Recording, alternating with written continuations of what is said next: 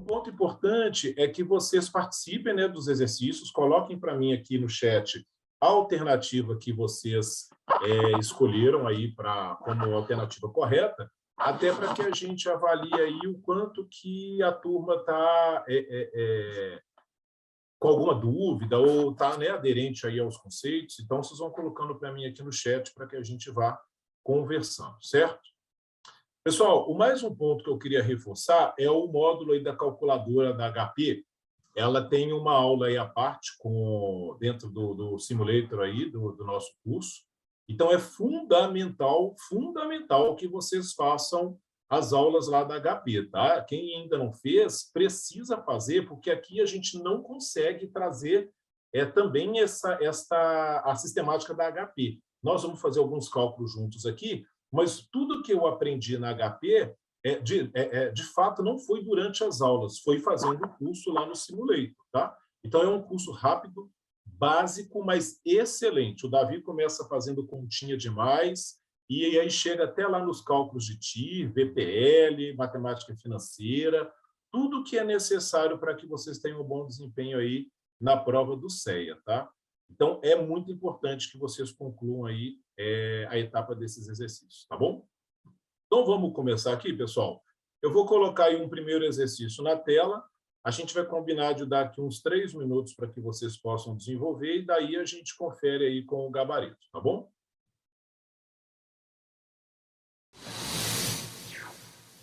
Pessoal, vamos fazer juntos, então, para que a gente possa... tá, ok, Ítalo. Perfeito. Sem problemas, tá? Então, vamos fazer aqui, pessoal. Olha só, eu já deixei a resolução preparada no slide, tá bom? Para facilitar aí o entendimento de vocês, tá? Porém, se necessário, eu faço a operação na HP junto com vocês. Então, vocês é que vão me sinalizar aqui no chat. André, essa questão eu gostaria que você fizesse direto na HP. Eu não entendi a explicação pelo slide, tá? Então, olha como é que a gente vai conduzir aqui. Eu vou mostrar para vocês primeiro, ó, a resposta correta é a letra B, está meio desconfigurado ali, mas é a letra B mesmo. E aqui agora a gente vai entender por que é a letra B, tá? Então, primeiro ponto, nós vamos usar aí o número 100. Ok. Vocês estão vendo aí minha tela, pessoal, ok? Nós vamos usar aqui o número 100 para a gente aplicar a inflação do período, tá? E no final a gente subtrai o 100. O resultado é a própria inflação acumulada. Então, como que a gente faz isso na HP? Eu pego o 100, digito Enter, e aí eu vou colocar 0,10% mais, que é o de março. Depois eu vou colocar o 0,18 mais, que é o de abril.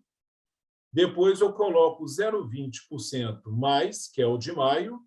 E aí, atenção que o de junho e julho, como ele está negativo, eu devo colocar o 0,1 CHC para transformar em negativo, e aí eu somo. E, por fim, o de julho eu coloco 0,2% CHC e somo. Então, quando eu concluo essa operação, a gente tem uma resposta aqui de 100,1795.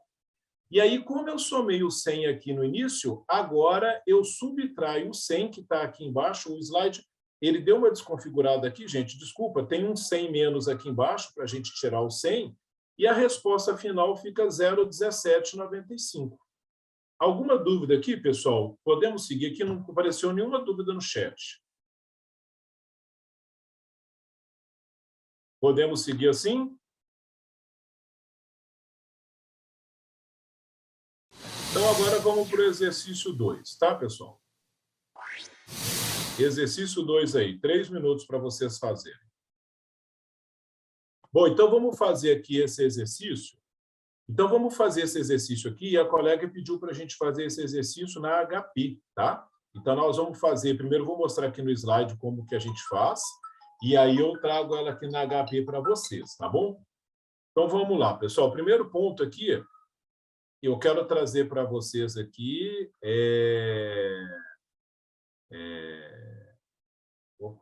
Eu quero trazer para vocês aqui a alternativa correta é a letra A, tá bom? E aí a gente teve aí alguns colegas aí que mandaram aí a resposta certa aí, o Lucas, o Gustavo. eu ver se alguém mais mandou aqui. O Ítalo também mandou, ótimo, parabéns. Mais quem? Ok. Então, vamos ver aqui como é que faz esse exercício, aí eu faço ele aqui na calculadora para vocês, tá? Então, primeiro ponto, pessoal, a gente tem aqui que o cliente, o investidor, ele economizou durante toda a vida o valor de R$ 1 milhão, tá? E vai colocar uma aplicação com rendimento líquido de 0,65% ao mês.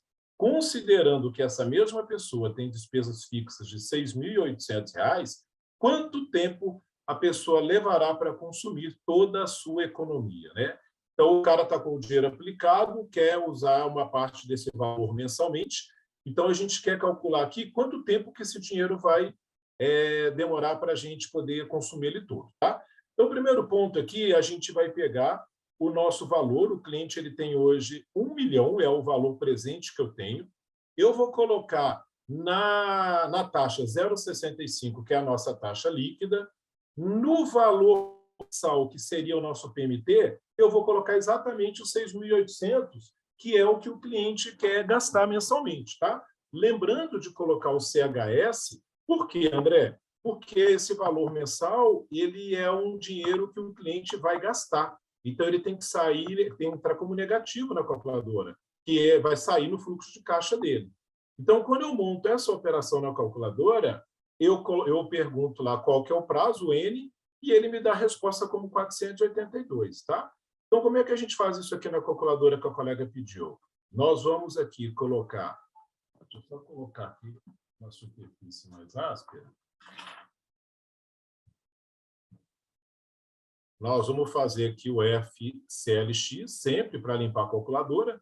Então, a gente vai colocar aqui 1 milhão lá no nosso PV, que é o valor presente que eu tenho hoje aplicado. Considerando que esse valor vai render 0,65, é a nossa taxa mensal, e eu estou considerando também que eu vou ter um gasto mensal de R$ 6.800. Então, lembrando de colocar CHC, porque isso é um desembolso. Então, eu coloco isso na minha prestação. Incluídas as informações no exercício, eu aperto o N e ele calcula para mim 482. Tudo bem aqui, pessoal? Alguma outra dúvida?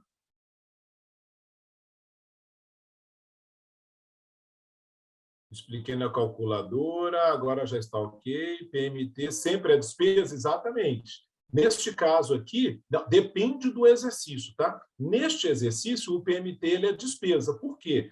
Porque eu vou fazer um desembolso mensal, eu vou fazer um gasto mensal. Agora, tem exercício, por exemplo, que a gente vai ver aqui, que nós vamos colocar o CHS no PV, que é o desembolso, por exemplo, quando eu faço um investimento, eu faço um desembolso inicial, eu aplico 100 mil, e aí os 100 mil que entra como negativo, e a rentabilidade mensal ela é positiva. Então, dependendo do exercício, a gente coloca o PMT, ele pode ser desembolso ou não, tá? Depende do sentido do exercício. Aqui o ponto importante é a gente entender que, neste exercício, como eu vou gastar mensalmente 6.800, ele que é o meu desembolso nesse exemplo aqui, tá bom? Então, é assim, na verdade, o conceito é esse que eu acabei de falar, tá? Danilo, vou te esclarecer aqui. O conceito é esse, mas quando você joga na HP, se eu lanço o negativo, por exemplo, no 1 milhão por engano, se eu mantenho o PMT positivo, também dá certo, tá? Teoricamente, para HP, um deles tem que ser negativo, mas eu quero sempre trazer para vocês aqui no raciocínio do exercício qual parcela que seria negativa para que a gente vá se habituando com esse entendimento. Mas, de fato, se você manter o 6.800 positivo e botar o negativo no 1 milhão, também dá certo, tá bom? No cálculo matemático, ok? Tudo bem aqui, pessoal? Por nada, Danilo, precisando? Então, vamos aqui para o exercício 3, para que a gente possa ir avançando, tá, gente? Gente, eu vou nessa mesma pegada aqui com vocês, tá? Quando vocês precisarem que eu faça algum cálculo na calculadora, eu faço, tá bom? Porque como eu já trouxe discriminado ali, destrinchado no slide, às vezes não há necessidade, mas se você precisar, é só falar comigo aqui no chat, tá bom?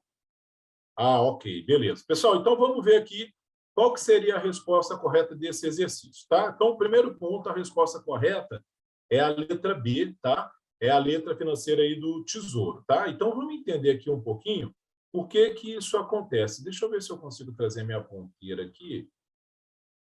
Bom, gente, primeiro ponto é o seguinte: gestor quer um papel sem risco de crédito indexado a juros de curto prazo. Qual o ativo que ele compraria, tá? Então, o primeiro ponto aqui, pessoal, é o seguinte: CDB ele tem risco de crédito, porque ele é um título de renda fixa privado, tá? E título de renda fixa privado tem risco de crédito. Então, para a gente falar que é um papel sem risco de crédito, ele teria que ser um título público federal, que poderia estar entre uma dessas três alternativas aqui. Porém, quando ele fala que é indexado a juros de curto prazo, e a gente tem que pensar o seguinte: aqui eu tenho 3 títulos públicos federais, porém, a letra A, que é a LTN, e a letra C, que é a NTNF, são títulos. É um título pós-fixado. Então, qual que é o conceito aqui que a gente precisa entender? É um raciocínio só, tá? Porque quando você faz um investimento num título pré-fixado, o título ele tem de ter um tempo mais longo de duração. Por quê? Porque quando você pega um título pós-fixado, você pode... se você resgata antes, você está atrelado ao indexador ali, que seja ali, por exemplo, uma Selic. Então, quando você pega um título pré-fixado, esse título pré-fixado ele deve ter um tempo de duração maior, exatamente para que, quando você resgate, você não tenha um prejuízo num deságio lá na marcação de mercado, no resgate antecipado, por exemplo. Então, quando a gente pensa no pré-fixado, a gente tem um prazo maior, exatamente para que a gente possa ter aí o todo o rendimento do nosso título. Agora, quando eu tenho um título pós-fixado, que é como a LFT, a gente tem aqui, como ele está atrelado ao indexador, a gente tem a possibilidade aqui de fazer ele num curto prazo menor, sem perda do seu valor lá de face, sem perda lá dos seus pagamentos de cupons, nem nada. Então, por isso que os juros de curto prazo, hoje, para um título sem risco de crédito, ele está atrelado aqui a um título público pós-fixado, que é a LFT, tá certo? Tudo bem aqui, pessoal? Podemos seguir? Então, pensem assim, tá? É conhecimento, tá, pessoal? Títulos públicos de pré-fixados, eles devem ter um prazo maior, tá bom? Em função de ele não estar atrelado ao indexador. Bom, vamos para o exercício 4?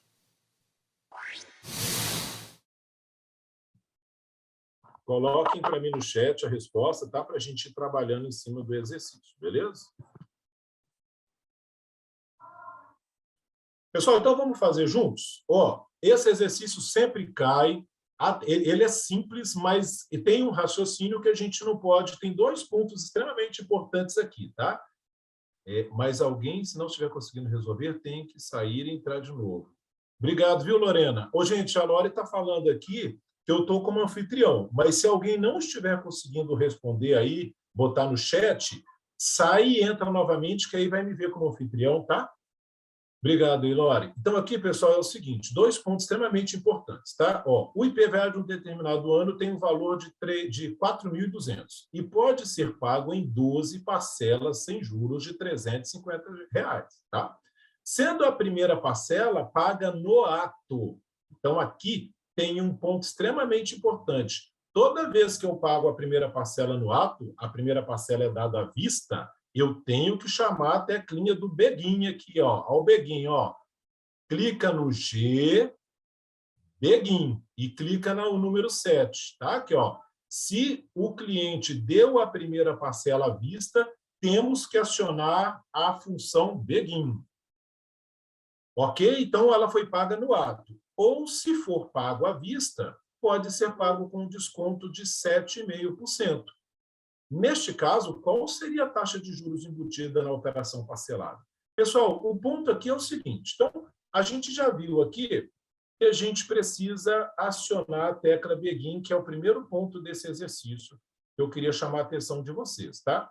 O segundo ponto é saber qual que é o meu valor, o PV, que eu vou lançar nessa operação. Porque, de fato, o IPVA ele é R$ 4.200. Porém, se fosse pago à vista, ele teria um desconto de 7,5%.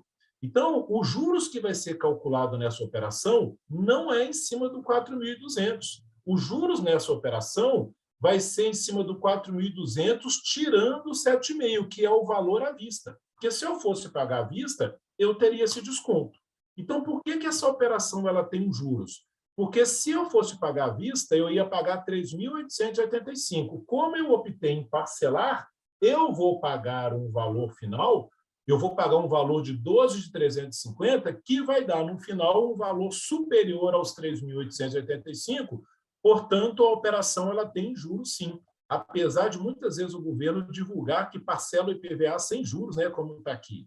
Então, na verdade, ela tem um juros embutido, e esses juros eu vou identificar ele exatamente fazendo o meu 4.200 com o 7,5 e achando o valor à vista. Então, logo que eu chamei aqui o Begin na operação, eu vou trazer aqui o meu 4.200 para a calculadora, Enter, vou calcular os 7,5% que eu tenho de desconto, e aí eu coloco menos para ver qual que é o meu valor à vista. Então, meu valor à vista é de 3.885. Então, este valor é que vai agora aqui para o meu PV. Então, eu vou colocar esse valor aqui no PV. Desculpa, deixa eu calcular de novo aqui. 388,885. Eu vou colocar ele aqui no PV. Daí, eu tenho aqui agora as outras informações. O meu prazo é de 12 meses, eu coloco no N. A minha prestação é de R$ 350. E, mais uma vez, como ela é um desembolso, eu vou colocar no CHS e vou colocar ela aqui no PMT. E daí eu vou chamar aqui a minha letra I, e deu 1,45. Então, as pessoas que erraram aqui o exercício, que eu observei, elas não erraram o raciocínio do exercício. Basicamente, elas esqueceram de ligar a tecla Begin. Tá bom? Tudo bem aqui, pessoal? Alguma dúvida? Agora, assim como eu chamei a atenção para a gente ligar o Begin, eu chamo a atenção, desliga o Begin. Ó, agora eu vou de novo no G8, que é End, tira o Begin. Então, ó, presta atenção. Teve parcela à vista, liga o Begin. Terminou o exercício, tira o Begin, porque senão o Begin vai atrapalhar os demais exercícios, e vamos zerar a memória da calculadora aqui, ó, FCLX. Então, F7 para ligar, desculpa, G7 para ligar e G8 para desligar, tá bom? Pessoal, por que eu coloquei aqui o menos aqui depois que eu estava com a minha porcentagem? Então, deixa eu mostrar para vocês aqui novamente. Porque o valor do IPVA é 4.200, se ele for pago de uma forma parcelada. Mas, se fosse à vista, ele teria um desconto de 7,5%. Então, eu vou colocar aqui os 4.200 do IPVA, que é o valor do IPVA, e eu vou tirar o 7,5%, que é o desconto que eu teria se fosse pago à vista. Por isso que eu faço 7,5% menos. Agora, aí ele calculou para mim o desconto. É 315. Então, agora eu clico em menos, que ele faz já automático. 4.200 menos o 315. Por isso que eu cliquei no menos aqui direto, para ele já me dar o valor líquido. Tá certo? Ficou claro aqui? Bacana. Então, só você, porque o 4.200 já estava na memória. Quando eu calculei o desconto e eu aperto menos, ele já pega o 4.200 que estava na memória e subtrai do último cálculo que eu fiz, que foi o 315. E daí, quando eu aperto menos, ele já me traz aí essa resposta do 3.885, tá bom? Então, show, pessoal. Vamos seguir aqui, então, para a gente poder ir para o próximo exercício. Aqui eu coloquei uma observação. Tirar o Begin, G8. Todo mundo já tirou o Begin, gente? Se esquecer de tirar o Begin, vai errar os próximos exercícios, tá? Então, a gente não pode... Bora? Então, vamos corrigir? Vamos sim, tá? Então, aqui, pessoal, o primeiro ponto é o seguinte, tá? A gente tem aqui um exercício que fala de desconto, tá? Deixa eu trazer meu mouse para cá. Deixa eu ver se eu consigo trazer minha ponteira aqui, gente. Visualizar, copiar. A ponteira sumiu depois que eu coloquei nessa configuração, mas tudo bem. Calcule o valor a ser recebido, aproximadamente, então não vai dar exato, em um desconto bancário do recebível de 22.800 em 200 dias. Então, a gente tem aqui um título para pagar aí de 22.800 em 200 dias, considerando uma taxa de juros simples. Então, a gente vai trabalhar com juros simples aqui, de 18,80 ao ano, tá? Então, pessoal, o primeiro ponto aqui, o que é o desconto, né? Então, o desconto, na verdade, é uma compensação dada aí ao tomador do empréstimo por antecipar a dívida, tá? Então, a gente vai dar uma compensação por esse tomador, por ele estar antecipando essa dívida, e a gente tem que calcular qual que vai ser esse desconto que vai ser dado. Aqui, nós temos uma questão. A nossa taxa, ela é dada em anos, e o nosso prazo está em dia. Então, primeiro ponto, eu preciso colocar prazo e taxa na mesma unidade. Então, como a gente tem aqui um prazo, a gente pode tanto colocar ou em ano ou em dias, tá? Então, eu vou optar aqui em colocar essa taxa ao dia e a gente fazer a conta num cálculo de juros simples, em cima de um prazo em dias e de uma taxa em dia. Então, como é que eu ponho essa taxa em dia? Tá? Então, primeiro ponto, eu tenho lá o 18,80 e eu dou Enter. E aqui eu não vou fazer aqui nenhum tipo de equivalência. Por quê, pessoal? Aqui a gente vai trabalhar com juros simples, tá? E a equivalência a gente faz lá quando a gente está trabalhando com juros compostos. Então, muita atenção aqui. Aqui, simplesmente, eu vou pegar essa taxa de 18,80, que é o ano, e vou dividir ela por 360, que é um ano. Quando a gente olha o empréstimos, a gente trata ele como dias corridos. E investimentos a gente trata como dias úteis. Então, como a gente está falando de empréstimos, dias corridos, para a gente considerar em termos de cálculo, o mês tem 30 dias e o ano tem 360 dias. Então, por isso que eu vou dividir por 360, porque eu vou pegar o 18,80, que é o ano, dividir por 360, e aí eu vou ter a taxa de juros de 0,022% ao dia, tá, gente? E aí, eu vou para o segundo passo, que é o cálculo do desconto direto. Então, como é que a gente calcula o desconto, pessoal? Lembra lá da matemática antiga que a gente tem assim, capital vezes taxa vezes tempo? Então, eu posso pegar essa taxa, que é o I, e usar ela em percentual, ou eu posso usar ela em número e dividir por 100. Então, por exemplo, eu posso pegar aqui o meu N, que é o valor do título, 22.800. Depois eu pego a minha taxa, que é de 0,0522%, que aqui ela já está ao dia, e eu pego aqui o meu prazo, que são 200 dias. Então, vamos fazer essa conta aqui na calculadora juntos, olha, que aí fica mais claro para vocês. Então, primeiro ponto, eu peguei a minha taxa ao ano e dividi ela por 360, para transformar ela ao dia. Por que eu posso fazer isso aqui, André? Aqui está até com 2 casas, deixa eu botar com 4. Por que eu posso? Porque aqui nós estamos falando de juros simples, tá? Se fosse juros compostos, eu teria que fazer equivalência, que é o que nós vamos fazer nos próximos exercícios. Agora que eu achei aqui a minha taxa, o que eu vou fazer? Eu vou aqui calcular qual que é o desconto. Então, eu vou pegar aqui o meu capital, que é de 22.800, 22.800, Enter, multiplicar lá pela taxa, que eu até tirei da tela aqui, devia ter armazenado, ok, por cento, e vou multiplicar pelo prazo, que é 200 dias. É aquela fórmula de juros simples normal. Então, eu achei aqui um desconto de R$ 2.380. Esse é o desconto que eu vou ter. Agora, o que eu vou fazer? Eu preciso subtrair esse valor dos 22 para ver qual que é o valor que eu vou pagar por esse recebível. Então, o que eu vou fazer? Eu vou pegar aqui, eu vou armazenar esse valor, STO1. O que é STO1, André? Eu estou abrindo a gaveta 1 e armazenando este valor lá dentro, para que eu não precise digitar ele novamente. Então, STO1, eu guardei o valor do meu desconto, tá? E aí eu dou aqui um CLX só para limpar a tela. Eu não fiz o FCLX, não, porque se eu fizer o FCLX, eu limpo a minha gaveta. Então, eu fiz só o CLX para limpar a tela.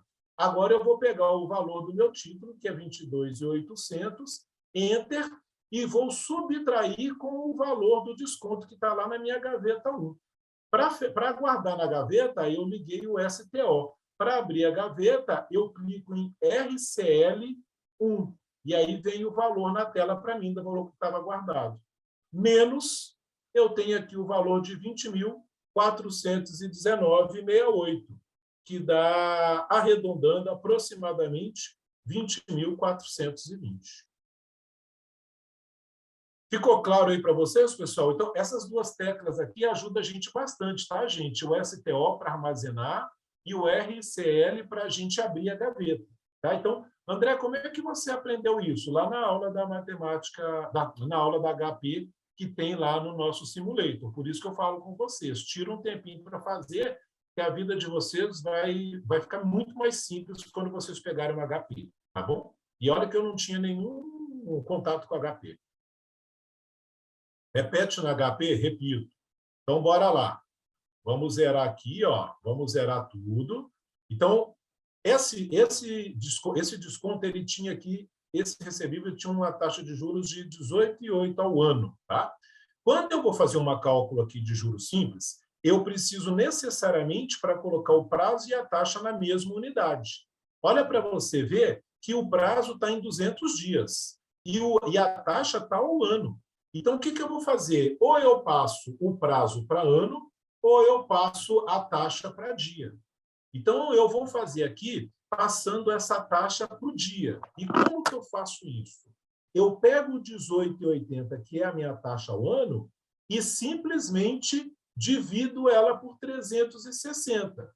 Por que eu posso fazer uma divisão simples assim, André? Porque o exercício está falando que é juros simples. Então, quando é juros simples, eu posso pegar e dividir direto.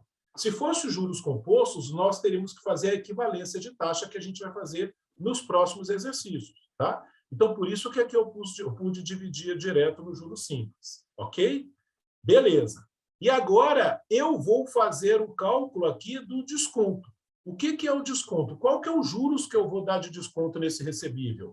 É aquela fórmula de juros normal que a gente aprendeu na matemática lá no primeiro grau, no ensino fundamental. É capital vezes taxa vezes o tempo. Então, o meu capital é de 22.800. Enter. A minha taxa é de 0,522%. E o meu prazo é de 200 dias. Então, 200 vezes. E aí eu achei o valor do desconto que eu vou dar no título de 22.800. Então, 22.800, que é o valor do título, menos esse desconto de 2.380, está me dando hoje o valor atualizado do recebível de 20.420. Ficou claro aí? Quem pediu para eu repetir? Dá um ok para mim aqui no chat. Então, vamos lá no exercício 6, que era o exercício que a gente estava aqui já trabalhando em cima dele. Ok, obrigado, viu? Obrigado aí, pessoal. Valeu, tá? Ô, show. Obrigado. Bom, então vamos lá. Primeiro ponto, que esse exercício, a resposta, eu não sei se vocês conseguiram fazer, a resposta correta é 1,77 no período, tá? Então, o seu cliente fez um investimento com retorno de 12% ao ano por 3 meses. Tá? Então, 12% ao ano por 3 meses. Nesse mesmo período, a inflação respectiva foi de 0,51 no mês, 0,25 no outro e 0,32 no terceiro mês. O seu, como consultor, questionando qual foi a rentabilidade real do investimento. Você calcula e divulga a seguinte taxa. Então, pessoal, como é que a gente resolve esse exercício? Tá? Então, o primeiro ponto aqui, deixa eu só colocar essas para cima. Primeiro ponto aqui, pessoal, a gente precisa fazer aqui uma equivalência de taxa. Tá? E aí, ao contrário do exercício anterior, lá naquele exercício era juros simples, então eu fazia uma equivalência com uma divisão simples lá em cima passando a taxa para o ano. Aqui não. Aqui, como é juros composto, eu estou com uma taxa de 12% ao mês e eu preciso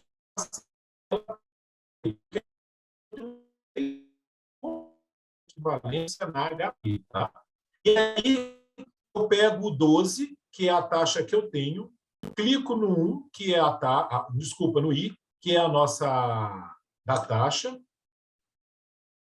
Eu tenho aqui o 12, que são o prazo que eu tenho, que é 12 meses. Então, como é que a gente faz a equivalência? Eu pego o que eu tenho, que são 12% ao ano, e num prazo de um ano não são 12 meses? Então, eu coloco 12 no N e eu coloco 3, que é o que eu quero, e aperto a tecla R/S. Então, aqui é o que eu tenho.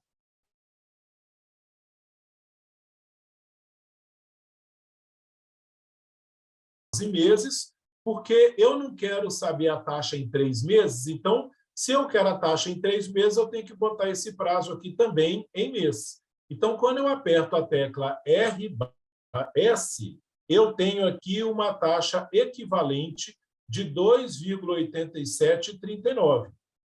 Todo mundo conseguiu fazer na calculadora?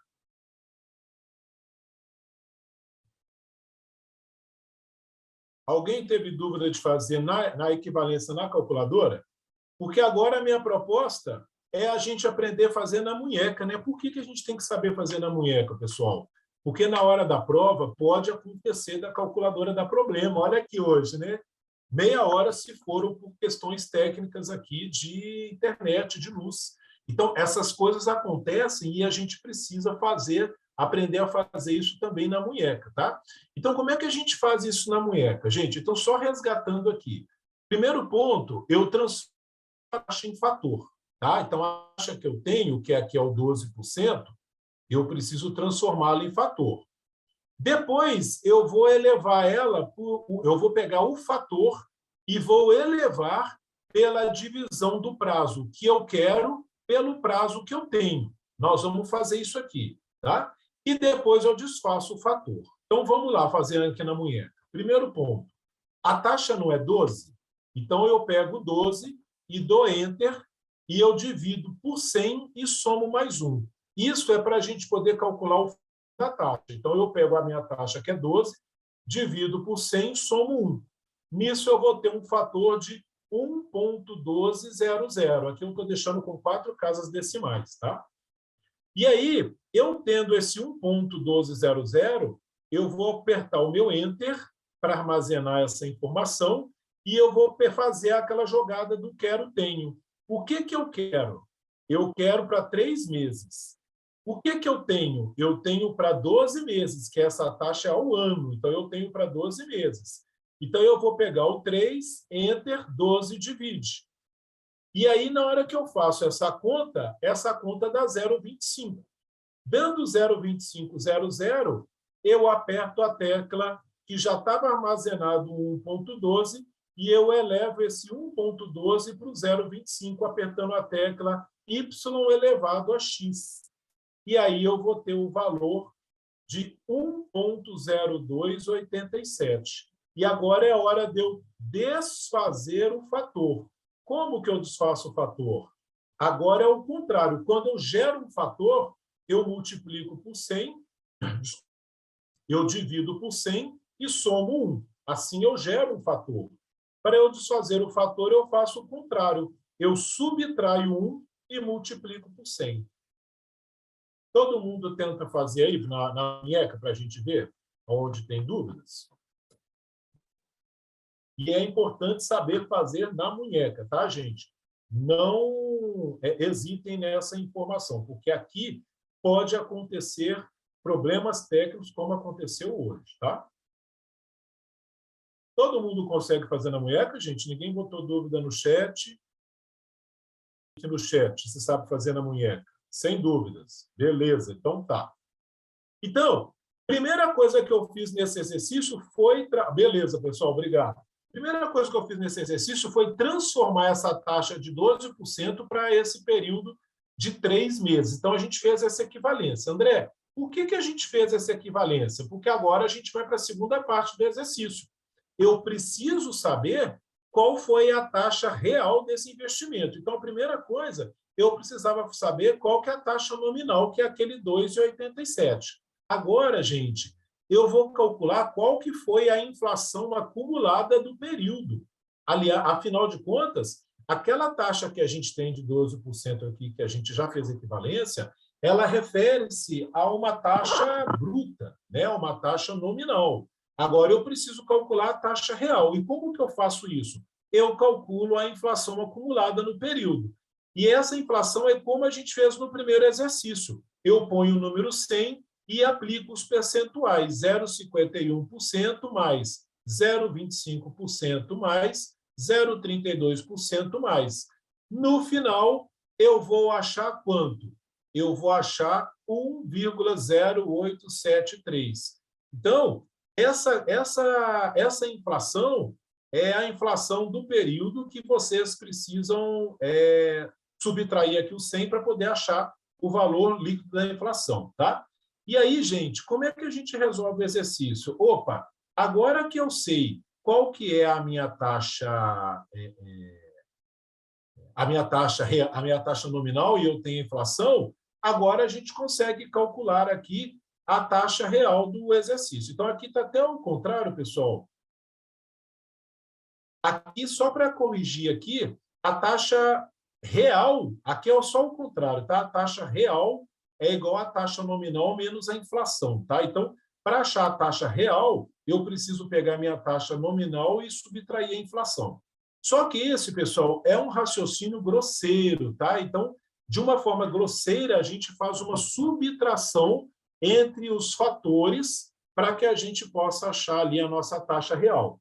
O ponto aqui é, nós não estamos fazendo o curso do CEA para fazer uma conta de cálculo, gente, com uma subtração simples. Então, como que a gente resolve isso? Quando eu tenho que subtrair as duas taxas, a taxa nominal para tirar a inflação para saber a taxa real, o que eu faço? Eu pego o fator da minha taxa nominal e divido pelo fator da inflação, tá? Então, essa subtração que eu falei aqui, que é um raciocínio grosseiro, a gente substitui por uma divisão de fatores. Então, eu vou pegar o fator da minha taxa nominal, eu vou pegar o fator da minha inflação e eu vou dividir um fator pelo outro. E aí funciona assim. O fator da taxa, a taxa nominal, que era 2,873, e o fator da inflação. Então, eu vou pegar aqui 1,0287, que é o fator da minha taxa nominal, e o 1,108, que é o fator aqui da minha inflação. Então, quando eu divido aqui os dois fatores, eu tenho exatamente o fator da minha taxa nominal, que dá 1,0177. E agora eu preciso desfazer o nosso fator. E como é que eu desfaço o fator? Eu subtraio 1 e depois eu multiplico por 100. Então, quando eu subtraio 1 e multiplico por 100 esse fator, eu chego numa resposta de uma taxa de 1,7709, que é a taxa do período aqui, letra B de bola. Aqui, gente, eu só inverti a informação aqui, porque, na verdade, a taxa real é a taxa nominal menos a inflação. Eu peço só que vocês reconsiderem isso aqui, mas o raciocínio é este aqui. Está tudo certo aqui, pessoal? Coloquem um OK para mim aí no exercício.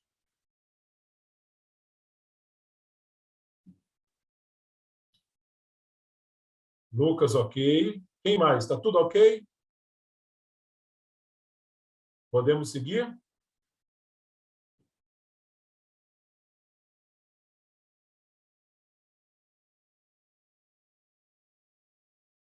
Bacana. Então, vamos agora para o exercício 7, pessoal. Vamos dar aí 2 minutos para a gente fazer. Beleza, então. OK. Então, vamos fazer aqui. O primeiro ponto aqui era a gente achar qual que era o fator da nossa taxa, a taxa nominal, tá? Que é a taxa de 12%. E aí, para a gente poder fazer... Opa, não está calculando.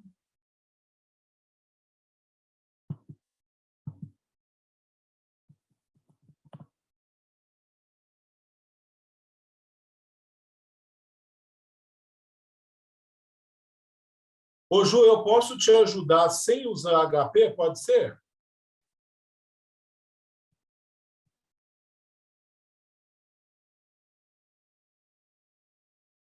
Pode. Essa parte da equivalência aqui está ok? Responde para mim no chat aí, está ok?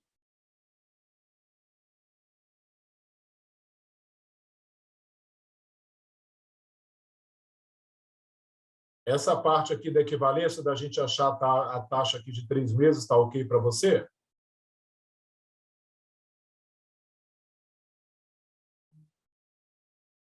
Ok. Então, vamos para essa parte aqui, a parte propriamente do exercício. Tá? Então, o primeiro ponto, a inflação, você conseguiu achar? Ok? Tá. Então, agora aqui o ponto é o seguinte, a taxa nominal, a taxa real, desculpa, é a taxa nominal menos a inflação. Isso é um raciocínio grosseiro, e a gente faz isso fazendo uma dívida.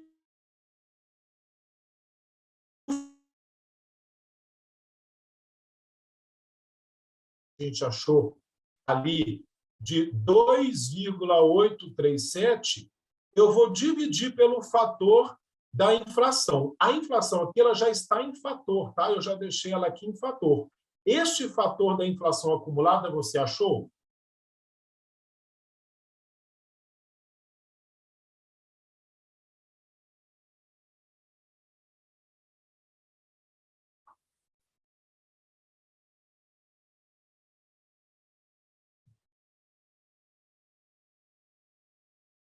Isso que não está batendo? Então, espera aí, vamos fazer junto aqui.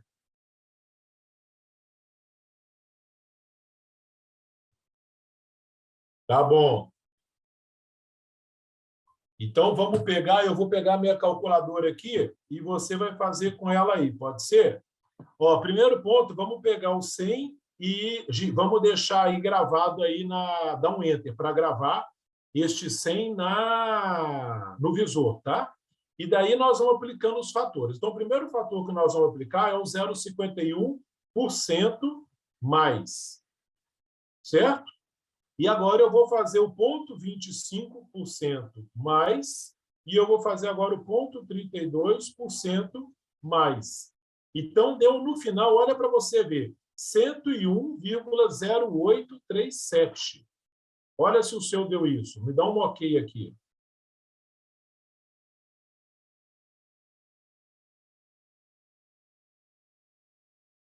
Certo? Agora eu vou pegar, como eu incluí o 100 no início, eu vou subtrair agora o 100. Eu vou tirar o 100 da jogada. Então, você dá Enter, 100 menos. E aí, na verdade, você vai ficar agora com um fator de 1,0837, que é exatamente esse fator aqui que a gente viu aqui em cima, ó, que eu estou marcando de amarelo. Você conseguiu chegar nesse fator? Ah, tá, desculpa. É porque aqui... Ah, faltou o porcento. Você não colocou por cento. Beleza. Porque aqui, na verdade, eu já coloquei em fator, tá? Mas a inflação desse período, se eu tiro 1 e agora eu faço 100 vezes, ele daria aqui 8,37. Então, na verdade, aqui eu já deixei em fator para vocês, tá bom? Agora achou? Beleza, então.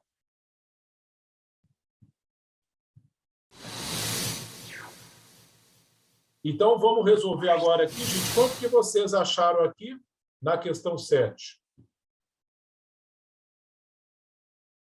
Quem que pode colocar aqui no chat para mim? Qual foi a alternativa correta?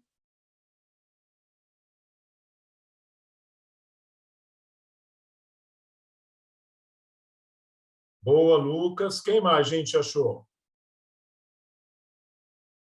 Ok, Ítalo. Mais alguém? Poucos respondentes aqui, hein, gente? Vamos fazer juntos, então? Bom, então vamos lá. Um título negociado hoje a R$ 900, tá? Ele é negociado hoje a 900. Se o prazo para o vencimento desse título é de 45 dias úteis a partir de hoje, e a taxa de juros desse período é de 1% ao mês, qual é a alternativa que mais se aproxima do valor desse título no vencimento? Considere um desconto racional composto e considerando o mês com 21 dias úteis, tá? Então, aqui, pessoal, o exercício ele traz para mim que o título ele vai vencer daqui a 45 dias, ele quer saber quanto que esse título vai estar valendo daqui a 45 dias, porém, ele me deu a taxa ao mês. Então, o que a gente tem que fazer aqui primeiro? Primeira coisa que nós vamos ter que fazer, e a resposta certa é a letra B, primeira coisa que nós vamos ter que fazer é fazer uma equivalência de taxas aí, e utilizando o HP, a gente vai fazer essa equivalência. Por quê? Eu preciso fazer uma equivalência dessa taxa ao mês e levar ela para a gente ver nesse período de 45 dias. Tá? Então, como é que a gente faz isso na HP? Primeiro ponto, lá no I, é o que eu tenho. Eu tenho uma taxa de 1% ao mês. Lembrando que o mês aqui a gente está considerando 21 dias úteis, tá bom? É o que o exercício pediu, tá? E aí, o que eu faço? Então, eu ponho no I o 1%, no N eu ponho o que eu tenho também, que é os 45, e no VP eu coloco aqui os R$ 900, que é o valor do título, tá? Então, vamos aqui fazer juntos. Primeiro ponto, para poder fazer a equivalência, eu vou colocar o 1 no I, para saber a taxa que eu tenho hoje, que é 1, o prazo que eu tenho hoje, porque esse 1% é no mês, e o mês tem 21 dias úteis. Então, eu vou colocar o 1 no I, eu vou colocar o 21 no N, que é o prazo, e é isso que eu tenho. E o que eu quero? Eu quero saber agora com 45 dias. Então, eu ponho 45 dias lá no R/S. Então, aqui eu coloquei o que eu tenho e aqui eu calculo o que eu quero. Eu coloco o que eu quero, que é 45, apertando o R/S, eu vou ter uma resposta de uma taxa equivalente para o período de 45 dias, uma taxa de 2,1551. Tá? Então, essa é a informação de taxa equivalente que eu recebo.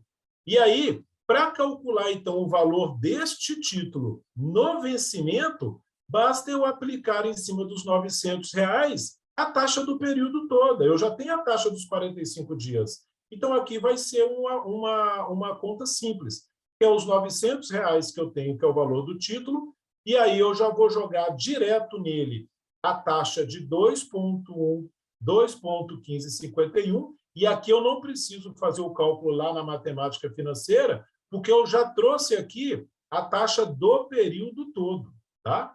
E aí, colocando 900, enter. Aí eu vou colocar o 2,1551% mais, ele já vai somar os juros mais o 900, que está totalizando aqui R$ 919,39,59. E arredondando aqui para duas casas, a gente tem como resposta correta a letra B, que deu R$ 919,40, tá? Pessoal, este exercício também poderia ter sido feito de uma outra forma. Ah, André, eu queria ter usado a matemática financeira. Então, eu poderia ter resolvido passando o prazo para meses. Então, se eu transformar esse 45 dias para meses, aí eu conseguiria aplicar lá na matemática financeira, a gente conseguiria calcular. Mas seria um caminho mais complexo. Então, em vez de eu passar o prazo para meses, é mais fácil eu passar a taxa ao mês e fazer uma equivalência com ela ao dia no período todo, que aí a gente consegue um caminho. O exercício 7 está ok, gente? Alguma dúvida? A forma como está descrito aqui, o passo a passo na HP, está ajudando vocês?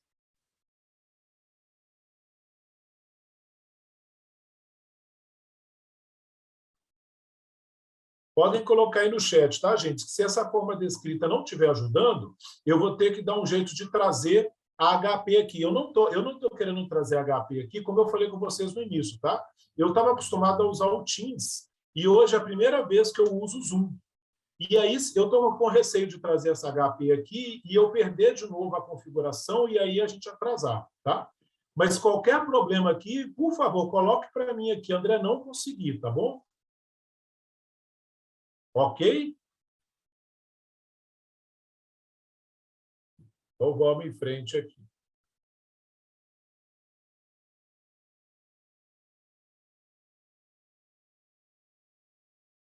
Exercício 8, tá?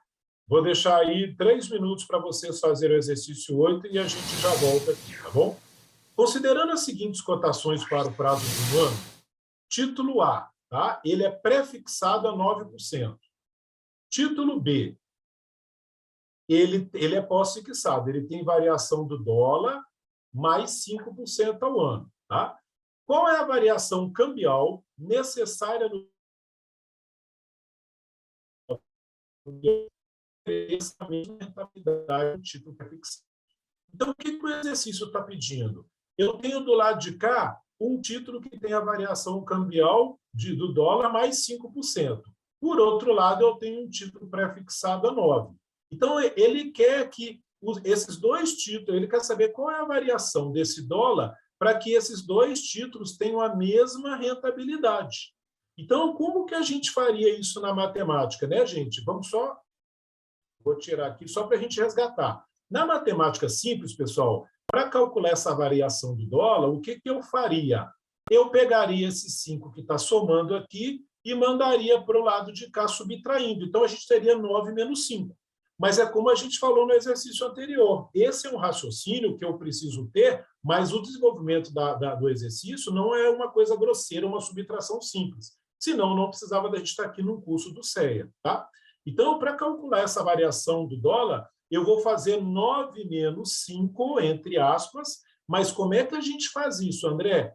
A gente divide o fator de 9 dividido pelo fator de 5. Sempre que eu for subtrair duas taxas, pessoal, eu divido os dois fatores. Quando eu for somar duas taxas, eu multiplico os dois fatores, tá? Essa que é a lógica nesse tipo de exercício. Então, eu vou dividir os dois fatores e aí basta eu calcular qual é o fator de 9. Eu pego 9, Enter, 100 divide e somo com 1. Eu vou achar 1,0900. E aí, uma dica. Opa, eu vou apertar o STO1 exatamente para armazenar esse valor lá, para eu não ter que digitar ele de novo. Tá? Lembrem que é importante vocês fazerem o curso lá da HP, para vocês terem usar esse tipo de ferramenta. Então, eu vou armazenar essa informação e eu vou apertar agora o CLX para limpar a minha tela. Eu não vou apertar, pessoal, não apertem o FCLX. Por quê? O FCLX limpa tudo, inclusive o que você guardou na gaveta.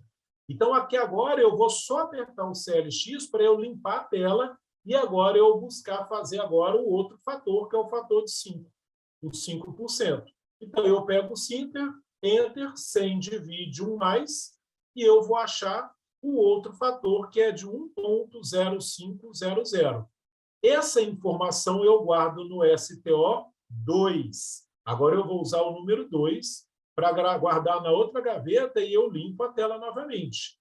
E agora, o que o exercício pede para eu fazer, pessoal? Para achar qual é a variação do dólar, eu preciso agora fazer a divisão dos dois fatores. Então, eu vou pegar agora eu vou lá na gaveta 1 buscar a informação do 1,0900. Então, eu aperto o RCL1, Enter, para armazenar na memória. Daí, eu vou agora lá na gaveta 2 buscar a informação do fator de 5. Eu aperto o RCL2, divide. Então, eu dividi os dois fatores. Dividindo os dois fatores, eu tenho aqui um fator final de 1,0381. Esse fator agora eu dou Enter na tela e agora eu vou desfazer o fator subtraindo 1, multiplicando por 100 e achando como resposta o 3,8095, que arredondando me dá a resposta A, 3,81. Tudo bem aqui, gente? Questão de achar fator e dividir os fatores e depois desfazer o fator. Coloquem ok para mim no chat aí, se em alguma dessas etapas está ficando dúvida. Beleza, todo mundo deu ok, então vamos para o exercício 9. Show. Então, agora aqui um exercício teórico. Opa. Um exercício teórico para a gente fazer, pessoal. Podemos fazer, pessoal? Então vamos ver primeiro qual que é a resposta correta aqui, tá? Então, primeiro ponto, a resposta correta, de fato, é a letra B, tá? Agora, vamos entender por que é a letra B e a gente vai discutir aqui. Bom, então, uma NTNB do tipo B e uma TNN do tipo F tem exatamente a mesma duration, tá? Então, primeiro ponto que eu tenho aqui um título pós-fixado, né, atrelado ao IPCA, e aqui eu tenho um título pré-fixado, tá certo, pessoal? E eles têm exatamente a mesma duration. Podemos dizer que o título de maior risco de mercado é... Então, gente, primeiro ponto, o que é duration, né? Então, o duration ele mostra quanto tempo aquele investimento ele leva para recuperar o capital investido através do pagamento de cupons. Então, quanto menor a duration, melhor, porque eu recupero o meu capital investido em menos tempo. Quanto maior a duration, mais risco está envolvido na operação, tá? Então, duration tem esse contato. E aqui está querendo saber, apesar deles terem a mesma duration, ele está falando que ele quer saber qual tem maior risco de mercado. Então, primeira coisa, o que é o risco de mercado? O risco de mercado é o risco de oscilação de taxas. É o risco de, quando chegar lá na frente no vencimento, se eu precisar vender esse título, eu ter aí uma marcação a mercado e eu ter um ágio ou deságio em cima desse título, tá? Então, esse risco ele pode ocorrer predominantemente, pessoal, com títulos que são pré-fixados.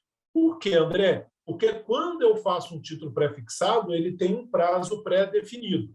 E se eu preciso desfazer desse título antes do vencimento, esse título ele pode sofrer um deságio. Por quê? Porque eu posso ter negociado ele a uma taxa de juros hoje, por exemplo, fiz uma letra do Tesouro lá pré-fixada, para pagar aí 6%, tá? Vamos colocar aqui 6%.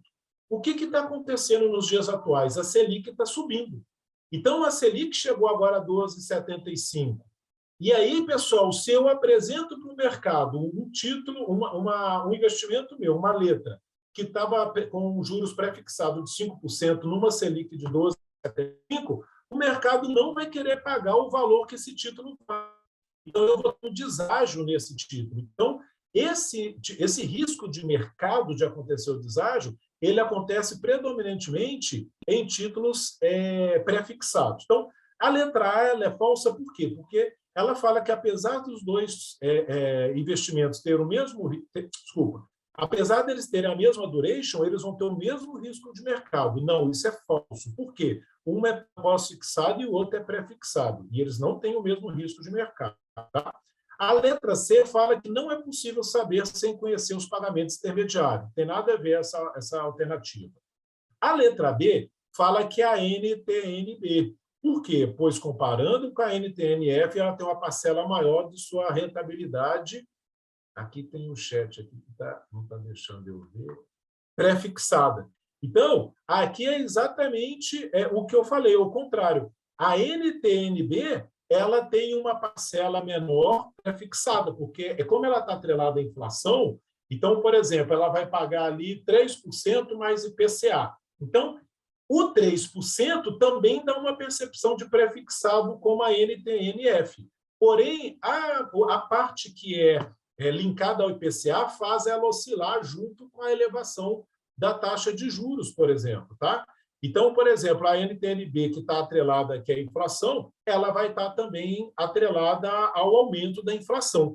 Por isso, ela vai sofrer menos dano que a NTNF, que era pré-fixada. Por isso que a alternativa certa é a letra B, e apesar da mesma duration, ele tem maior risco de mercado, tá bom?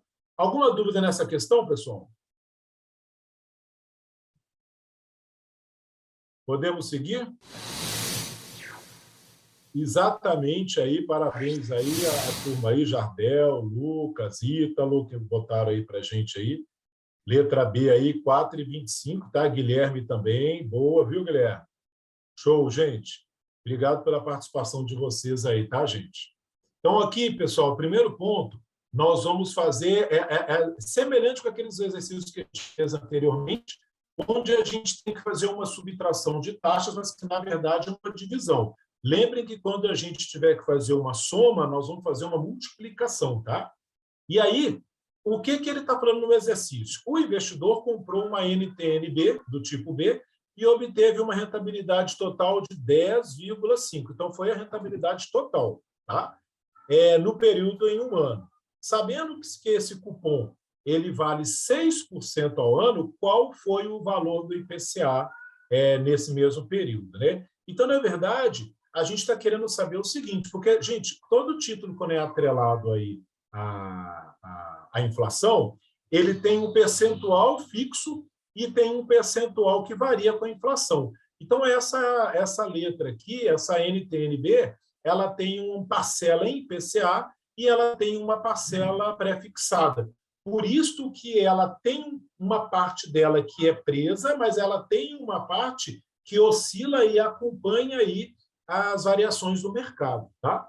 E isso dá a ela essa liberdade de acompanhar aí a inflação do mercado. Tá? E, em compensação, foi dito que ela teve uma rentabilidade total de 10,5. Então, o que nós vamos fazer? Para calcular o IPCA, como é que a gente faria lá no ensino fundamental? 10,5 menos 6. E aqui no CEI a gente já sabe que não é assim. Nós vamos fazer o fator de 10,5 dividido pelo fator de 6.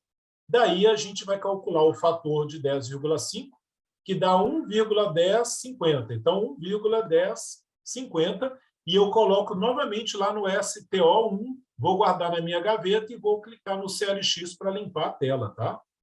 Em seguida, eu acho também um fator de 6.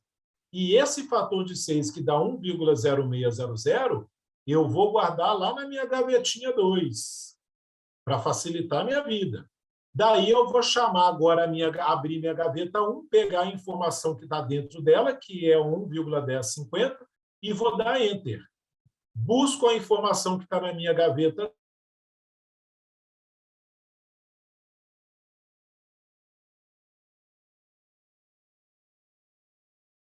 4,25. Então, como eu fiz fator aqui em cima, agora eu tenho que desfazer o fator. Como é que a gente desfaz o fator? 1 e multiplica por 100. E a resposta certa é essa que vocês trouxeram, 4,25. Alguma dúvida aqui, pessoal?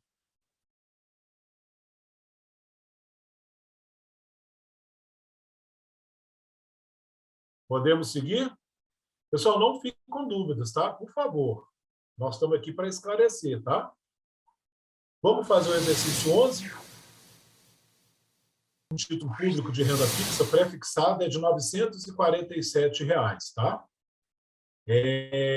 Sendo 122 dias úteis o prazo dela, que se representa 189 corridos. Qual é a taxa efetiva desse título ao ano? Tá? A gente pergunta, ela já está falando que ela quer resposta ao ano. Então, aqui, por eliminação, a gente já tira a letra A e a gente já tira a letra B, que está um mês, certo? E aí,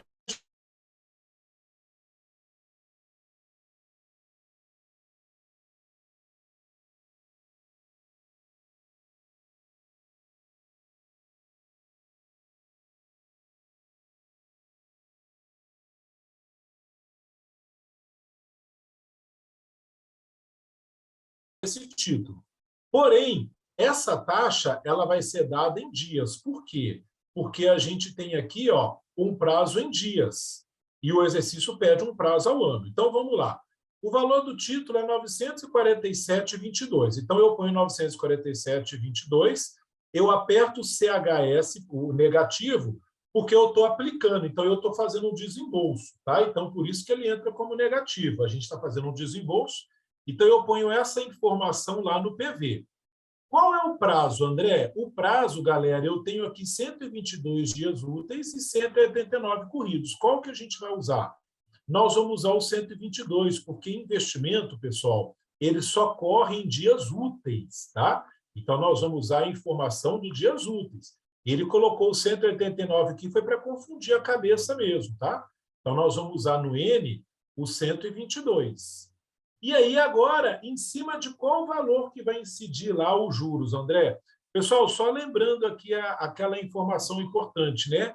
Num título público, o cupom ele é sempre pago em cima do valor de face, tá? Então, o valor de face do título ele é sempre R$ 1.000. Então, nós vamos colocar lá no FV, que é o nosso valor futuro, os R$ 1.000. E aí a gente vai apertar o I para achar qual é a taxa. Então, 947,22 é o nosso valor presente, 122 dias é o nosso prazo e o nosso valor futuro é R$ 1.000, porque o cupom ele é pago em cima do valor de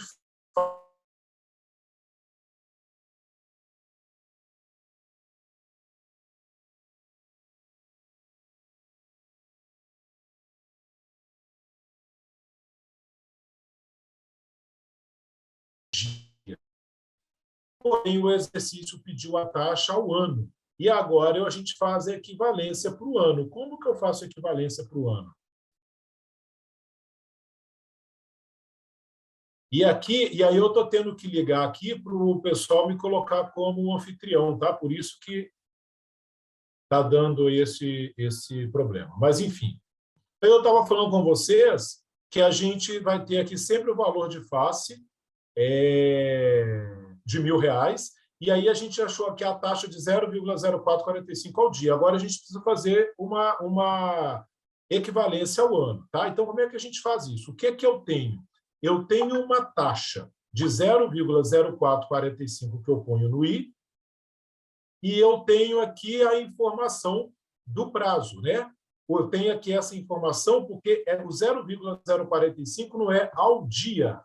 Então, eu tenho uma taxa de 0,045 para um dia. Então, agora eu preciso saber qual que é essa taxa para 252 dias. Por quê? Porque aqui nós estamos falando de um ano. E lembrando que o ano em dias úteis ele tem 252 dias. Tá? Se for dia corrido, ela é 360, mas em dias úteis é 252. Lembrando que investimento ele só rende em dias úteis. Então, eu tenho a informação da taxa para um dia e eu quero saber para um ano, que é 252 dias. E aí eu aperto a tecla R/S, e eu vou ter a informação de 11,85, essa taxa para o ano, para aplicada nesse título público aqui. Tudo bem aqui, gente? Deu para seguir o raciocínio? Coloquem para mim no chat a dúvida ou um ok, por favor.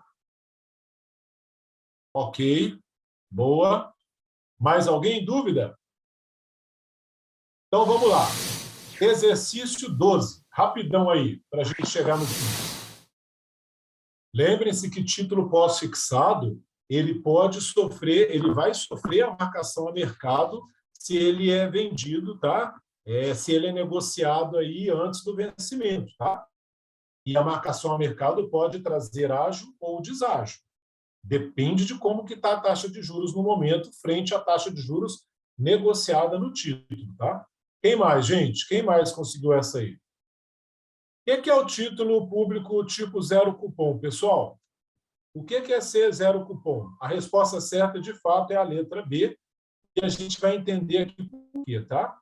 Primeiro, o zero cupom. Primeiro, o que é o zero cupom, né? Então, o zero cupom é aquele título que não tem pagamento de juros periódicos, só tem o pagamento no vencimento, tá? Ele não tem aquela periodicidade semestral ou anual para receber os juros. Então, ele só recebe no vencimento, tá? E o que acontece? Quais são os títulos públicos que têm zero cupom, né? Então, só para a gente lembrar, vocês viram isso aí com o Davi. São as letras e a NTN-B principal. Então, quando a gente olha aqui para as alternativas, a gente já tira aqui, ó, vamos tirar aqui, ó, o que a gente já sabe que está errado, tá? Essa não é zero cupom, esta aqui não é zero cupom. As únicas duas que são zero cupom é esse título, que é a letra do Tesouro Nacional, e essa daqui é pré-fixada, ou essa daqui, que é a letra financeira do Tesouro, que ela é pós-fixada. Tá? E aí, gente, a questão do deságio ele entra exatamente no que eu falei com vocês no exercício anterior. Quando o título é pré-fixado, ele está fixado hoje numa taxa e se temos uma elevação dos juros, como está acontecendo no momento, hoje o mercado, com uma Selic de 12,75, ela não vai pagar o preço que o título vale de um título pré-fixado negociado há um ano atrás. Então, se eu colocar esse título para vender hoje, na marcação ao mercado, ele vai ter um deságio, porque ele vai ser vendido a um preço abaixo do mercado. Então, os títulos públicos que mais sofrem ágio ou deságio são os títulos pré-fixados. Tá? Lembrando que os títulos pós-fixados também têm uma pequena parcela, pode ter uma pequena parcela de ágio ou deságio. Por quê? Porque o pós-fixado ele é indexado a um indexador e ele também é atrelado a uma taxa de juros. Então, por exemplo, a gente pode ter um título aí de IPCA, um título que vai ter uma correção aí de IPCA mais 5%. Então, a parte do IPCA ela vai acompanhar o mercado, mas os 5% vai dar uma travadinha nela. Então, ela pode sofrer um pequeno deságio também.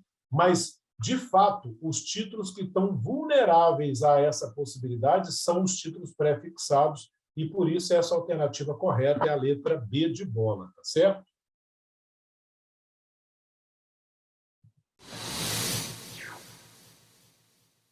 Pessoal, este exercício ele é muito parecido com o que a gente já fez anteriormente, que é aquele exercício que a gente faz ali a subtração das taxas, que, na verdade, é uma divisão de fatores. Tá? Eu vou buscar outros exercícios aqui para a gente finalizar mais 3 exercícios aqui, pode ser?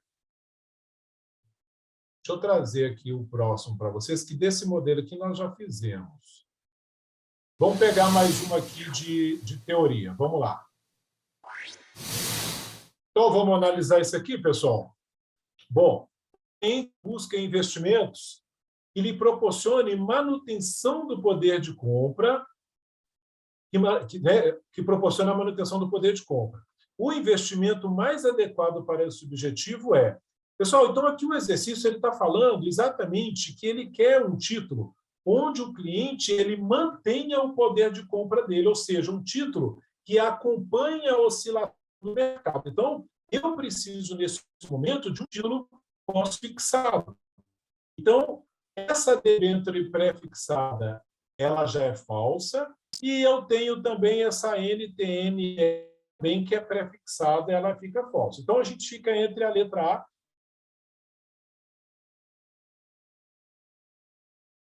que a gente está falando aqui, B de Brasil, inflação,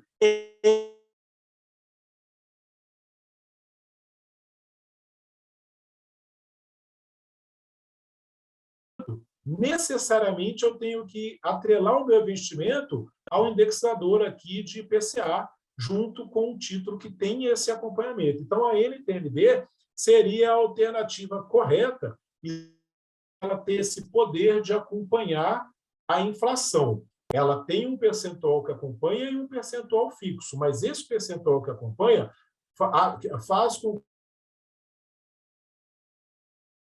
esse investidor, tá bom? E por último aqui, pessoal, vamos fazer aqui um exercício de cálculo aqui de matemática financeira só para a gente usar aí mais as teclas financeiras aí da calculadora, tá? É o último aqui para a gente finalizar.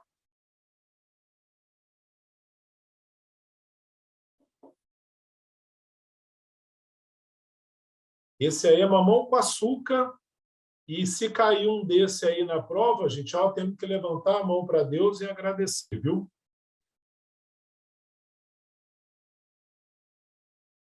Ok, então vamos fazer que as respostas estão chegando aqui e estão corretas, tá, gente? Beleza, então. Então, um automóvel de 50.300 é vendido de forma parcelada em 36 vezes com uma taxa de juros de 0,95. ao mês. Tá? Qual é o valor da parcela mensal? Então, aqui, o próprio gabarito ali já me denunciou, mas aqui é um cálculo simples de matemática financeira. Como eu vou desembolsar o dinheiro para comprar o veículo, eu coloco 50.300 CHS PV. Então, é o meu valor presente, mas eu coloco ele como negativo. Em seguida, eu coloco o N com 36 vezes, que é o prazo que eu vou fazer o financiamento. Eu tenho aqui a minha taxa, que é de 0,95, eu ponho no I, e aí eu chamo a tecla PMT para saber qual é o valor da parcela, e a resposta correta da parcela é de R$ 1.656,30. A alternativa correta, letra B de novo. Tá? Certo, gente?